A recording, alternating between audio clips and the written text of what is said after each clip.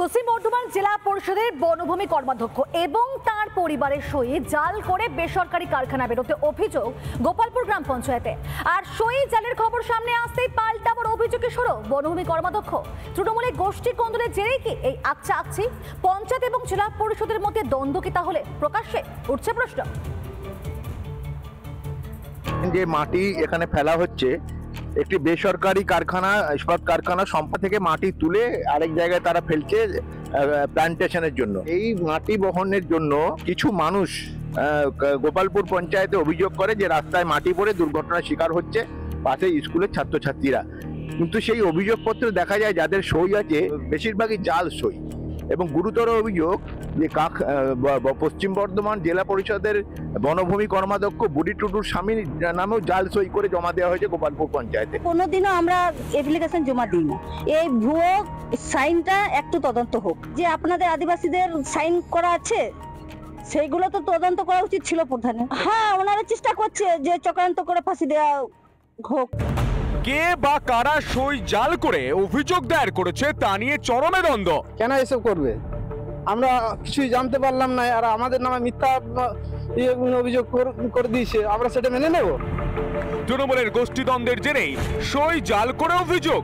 স্থানীয় পঞ্চায়েতের সঙ্গে বনভূমি কর্মাধ্যক্ষের লড়াইয়ের জেরে এই ঘটনা। একটা মাস পিটিশন যেখানে 70-80 জনের সই আছে, সেখানে প্রত্যেকটা সই কি ভেরিফাই করে স্টেপ নেওয়া সম্ভব? সেটা আমার মনে হয় না সম্ভব বলে। কিন্তু যদি ওনারা এই যে যারা এই সইগুলি করে দিয়েছেন সেগুলোর জন্য তো আমি অলরেডি বললাম থানাতে আপনাদেরকে জানিয়েই দিয়েছি। থানা দেখবে যে ওটা সইগুলো অরিজিনাল কি ডুপ্লিকেট, সেটা থানার মতো স্টেপ নেবে। এদিকে কাকসা ভূমি রাজস্ব দপ্তরের দাবি কোনো অনুমতি ছাড়াই মাটি পরিবহন করেছে কারখানা কর্তৃপক্ষ। বিগত 7 দিন ধরে আমাদের এই অভিযান চালানো হচ্ছে। 14 দিন আগে একটি জেসিবি সমেত 3টি মাটির ট্রাক্টর এবং বালি আর একটি বড় ডাম্পার, সেটি আগামীকাল ধরা হয়েছে, এবং আজকেও ভোর 5:30 নাগাদ একটি মোরামের গাড়ি ধরা হয়েছে। যদিও সংস্থার কর্তৃপক্ষের দাবি বারবার এভাবে অভিযোগ করে কারখানার কাজ বন্ধ করে দেওয়া হচ্ছে। একটা এমনি সিল করা এখানে টাফ। এইভাবে করে যদি লোকালের সাপোর্ট না থাকে আর লোকাল ম্যানেজমেন্ট অ্যাডমিনিস্ট্রেশনের সাপোর্ট যদি না পাই আমরা, তাহলে তো মুশকিল ব্যাপার একটা। এ বিষয়ে শাস্তির দাবি করেছেন জেলা পরিষদের বন ও ভূমি কর্মাধ্যক্ষের পরিবার। স্বভাবতই যারা জাল সই করে গোপালপুর পঞ্চায়েতে জমা দিয়েছে তাদের বিরুদ্ধে শাস্তির দাবি করেছে বুড়ি টুডুর স্বামী এবং আদিবাসী বেশ কিছু মানুষজন। যে কারাই জাল সই করে পঞ্চায়েতে জমা দিল তাদের বিরুদ্ধে পুলিশ ব্যবস্থা নেই। ক্যামেরায় দেবাশিসের সঙ্গে রমেন মজুমদারের রিপোর্ট, রিপাবলিক বাংলা, গোপাল। ইরানে মোহনবাগানের খেলতে যাওয়া নিয়ে জটিলতা তৈরি হয়েছে। ইরানের যুদ্ধ পরিস্থিতির মধ্যে খেলতে যাওয়ায় জটিলতা, এমনকি ইসরায়েলি হানায় মৃত্যু হিজবুল্লাহ প্রধানের রাষ্ট্রীয় শোক জারি রয়েছে ইরানে। সুকেন্দু আমাদের প্রতিনিধি এই মুহূর্তে আমাদের সঙ্গে টেলিফোন লাইনে রয়েছে, বিস্তারিত আপডেট নেব সুকেন্দু। দেখো তো না, আমরা যেটা জানতে পারছি যে মোহনবাগান সুপার জায়ান্ট সূত্রে যেটা জানা যাচ্ছে যে গতকাল তাদের আইএসএল এ বেঙ্গালুরু এফসির বিরুদ্ধে ম্যাচ ছিল, এবং সেই ম্যাচ খেলে বেঙ্গালুরু থেকে সরাসরি ইরানে যাওয়ার কথা ছিল মোহনবাগান সুপার জায়ান্ট টিমে। কিন্তু সেই দল ইরানে না গিয়ে সেই দল কলকাতায় ফিরে আসছে। ইরানের এএফসি চ্যাম্পিয়ন্স লিগ 2 এর যে ম্যাচ ছিল আগামী 2 তারিখে 2রা অক্টোবর, সেই ম্যাচ ছিল ট্রাক্টরের বিরুদ্ধে ম্যাচ ছিল। কিন্তু ইরান জুড়ে যে যুদ্ধ পরিস্থিতি এবং আবহ তৈরি রয়েছে, এবং ইসরায়েলি হানায় যেভাবে হিজবুল্লাহ প্রধান নাসরাল্লাহর প্রধানের মৃত্যু হয়েছে, এবং ইতিমধ্যেই সেখানে রাষ্ট্রীয় শোকও জারি রয়েছে। এই অবস্থায় রাষ্ট্রীয় শোকে জারি রয়েছে যেখানে, সেই অবস্থায় খেলা হওয়াটা নিয়ে বেশ সংশয় রয়েছে।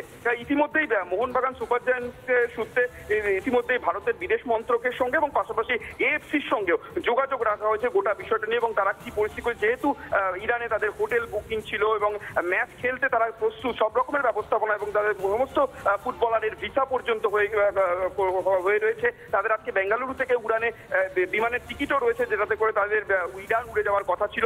কিন্তু তারা ভারতের বিদেশ মন্ত্রক এবং এএফসির সঙ্গে গোটা বিষয়টি নিয়ে যোগাযোগ রাখছে। সেখান থেকে একমাত্র সবুজ সংকেত মিললে তবেই তারা ইরানে খেলতে যাবে। তবে আপাতত যেটা খবর, সেটা বেঙ্গালুরু থেকে তারা ইরান না গিয়ে তারা আপাতত কলকাতায় ফিরে আসছে, এবং ভারত এবং এএফসির সঙ্গে যোগাযোগ রাখার চেষ্টা করে, পাশাপাশি ভারতের বিদেশ মন্ত্রকের সঙ্গেও তারা যোগাযোগ রেখে চলেছে। যে যেহেতু ইরানে এই পরিস্থিতি এবং সেখানে এই শোকের আবহে সেখানে আদৌ খেলা হবে কিনা, যেহেতু রাষ্ট্রীয় শোক জারি রয়েছে এবং যুদ্ধের মতো, কারণ ফুটবলারদের নিরাপত্তা এবং সুরক্ষার বিষয়টা অগ্রাধিকার দেওয়া হচ্ছে। এবং মোহনবাগান সুপার জায়ান্ট টিম সূত্রে যেটা খবর, যে ফুটবলারদের নিরাপত্তা এবং তাদের সুরক্ষার কথা মাথায় রেখে আপাতত ইরানে যাবে কিনা সে বিষয়ে এএফসি এর পাশাপাশি ভারতের বিদেশ মন্ত্রকের সঙ্গে যোগাযোগ রাখছে, এবং তবে বেঙ্গালুরু থেকে আজকে গোটা টিম কলকাতায় ফিরে আসছে, এমনটাই জানা গিয়েছে। তনয়, ধন্যবাদ জানাই তোমার। সুখেন্দু সরকার আমাদের সঙ্গে ছিলেন এই মুহূর্তে টেলিফোন লাইনে, আমাদের প্রতিনিধি।